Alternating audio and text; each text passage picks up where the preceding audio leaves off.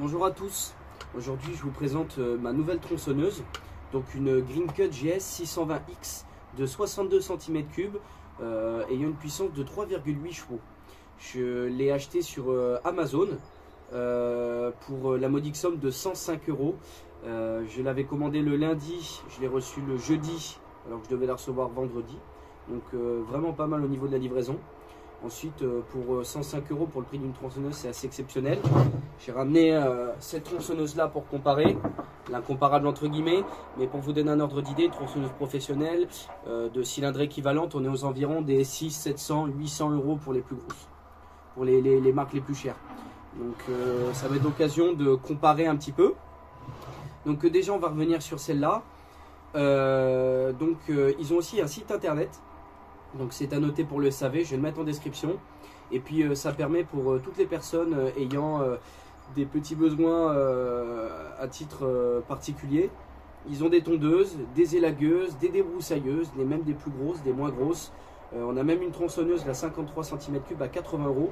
Donc plutôt que de louer une tronçonneuse de marque à 30 ou 40 € la journée, voire plus, ça permet d'avoir son propre matériel pour une centaine d'euros.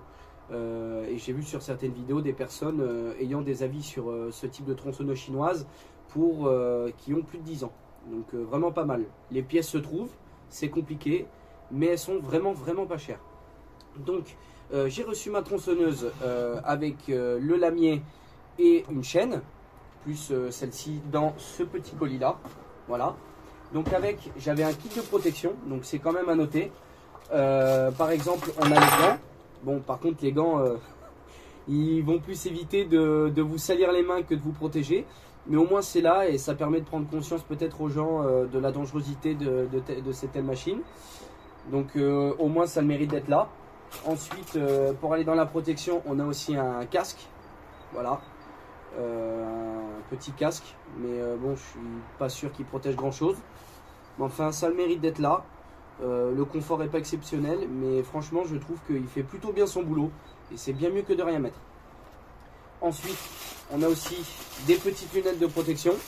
Elles ont le mérite d'être là aussi. Ça permet à quelqu'un d'avoir un kit complet de protection à pas cher, mais au moins d'avoir un kit de départ, plutôt que par exemple avec l'achat de ces tronçonneuses là professionnelles à 700 €, on n'a même pas des gants avec.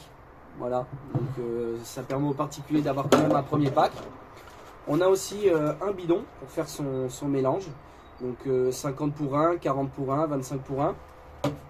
Une clé Allen, une clé BTR, un tournevis et même ça c'est le joint pour l'huile, pour le débit d'huile en fait. Donc on a déjà une pièce en service après-vente.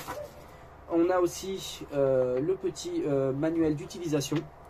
Donc ensuite on va passer à la tronçonneuse en elle-même. Donc en parlant du manuel d'utilisation, dedans il y a quelque chose qui me chagrine un petit peu. En fait, si vous voulez, c'est marqué mélange 4% dans le guide d'utilisation sur la machine. Mais si vous voulez, sur certaines autres pages, on voit marqué 2,5%. Donc moi qui ne sais pas trop, ce que j'ai fait, c'est que j'ai coupé l'apport en deux. J'ai fait un petit peu plus de 3% de mélange. Voilà. Puis la traduction n'est pas tip top, mais bon, on permet de quand même avoir un ordre d'idée du premier démarrage.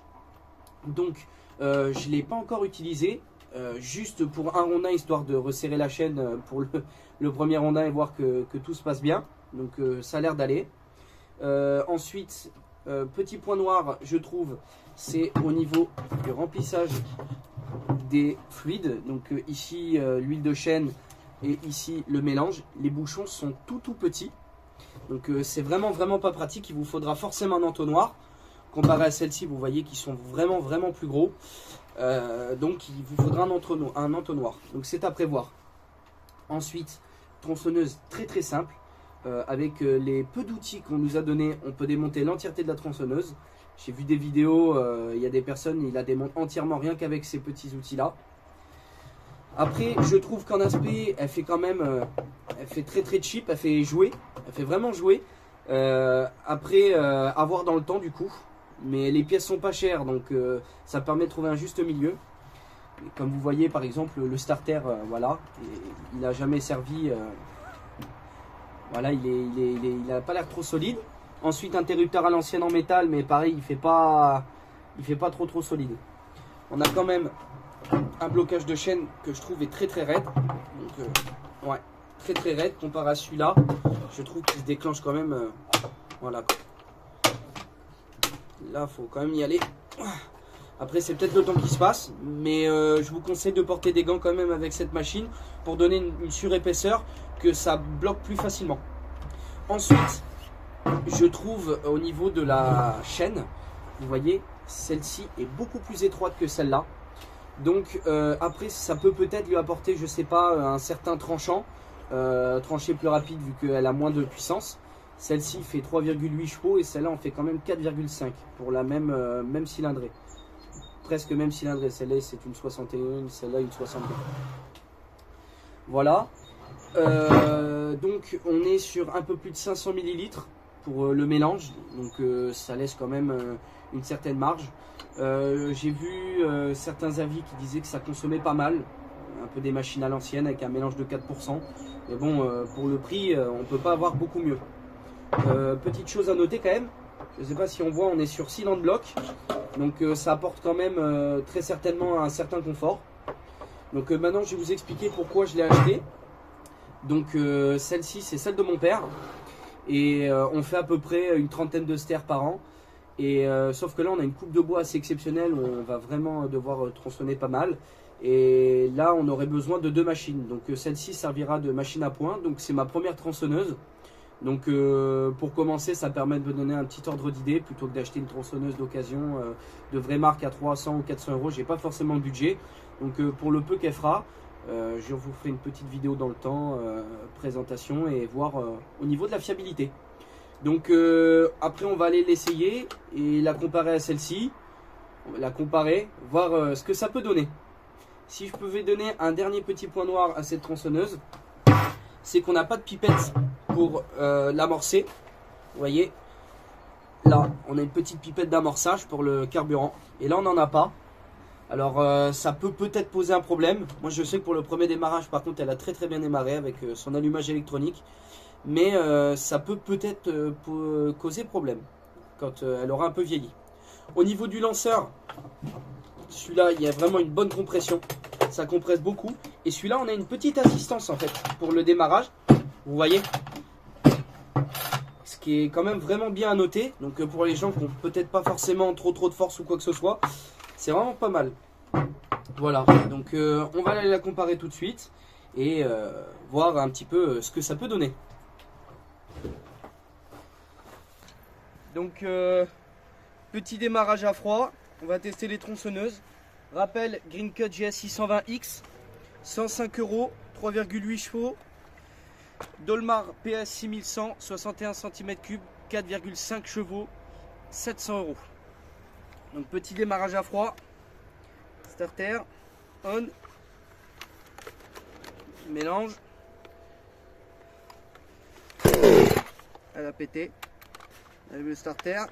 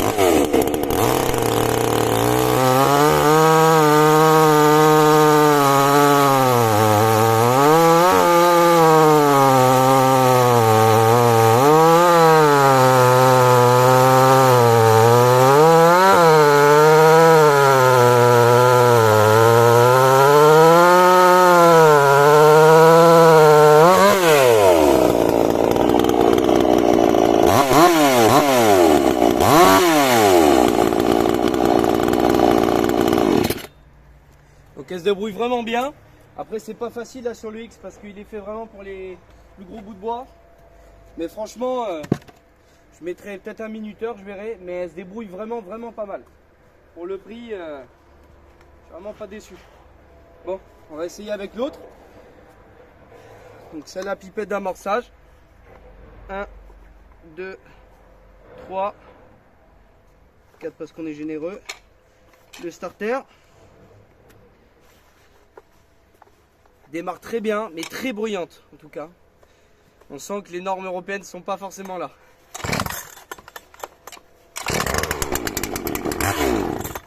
Elle a pété. On enlève le starter.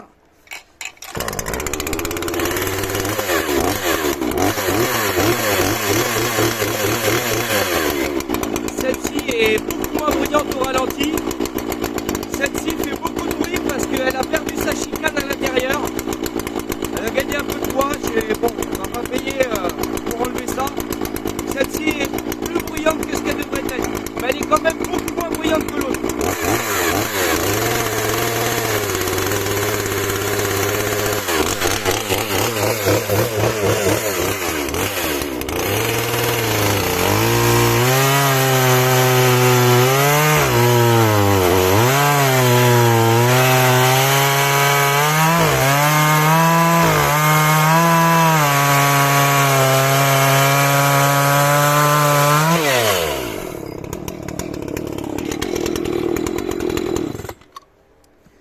Ouais, donc ce que je peux dire, c'est qu'on a beaucoup moins de vibrations dans la Dolmar. Beaucoup moins. Le poids est bien mieux réparti que celle-là. Elle a un petit peu moins la gouache, celle-ci, que la Dolmar. On le sent bien quand on attaque le bois. Celle-là, elle s'est un peu épuisée. Après, le bout de bois était un peu plus petit là. Mais bon, globalement, comme on a pu voir, elle se débrouille vraiment pas mal pour le prix. Il y a peut-être 4 ou 5 secondes d'écart avec une tronçonneuse à 700 €. En tout cas, elle n'est pas 7 fois moins performante. Et vraiment pas déçu de mon achat. Donc je vous dirai ce que ça donne après une saison de bois là, quand j'aurai fait une vingtaine ou une trentaine d'austères avec. On verra bien ce que ça donne, mais en tout cas pas déçu pour le moment. Et à voir ce que ça donne. Voilà. Merci de m'avoir regardé et à plus pour une prochaine vidéo.